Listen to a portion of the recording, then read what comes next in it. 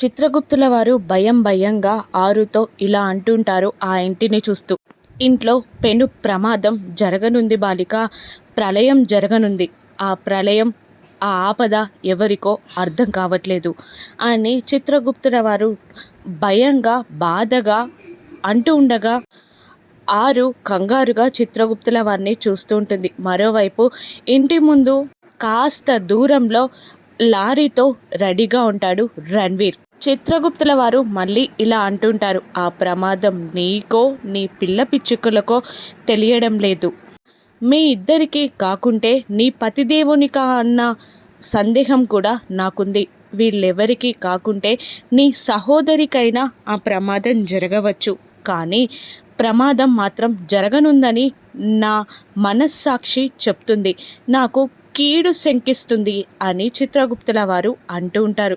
పిల్లలు స్కూల్కి వెళ్ళడానికి ఆనందంగా కిందికి దిగి లంచ్ బాక్స్లని అందుకుంటూ ఉంటారు. రాథోడ్ పడగొట్టడానికి కార్ తీస్తూ ఉండగా బాగి అమర్లు వెనకాలే బయటికి వస్తూ ఉంటారు. ఆ ఫ్యామిలీని అక్కడే ఉన్న ఇంటి పరారి గోడ బయట నుండి ఒకరు గమనిస్తూ ఉంటారు. రణ్వీర్ లారీతో సిద్ధంగా ఉంటాడు.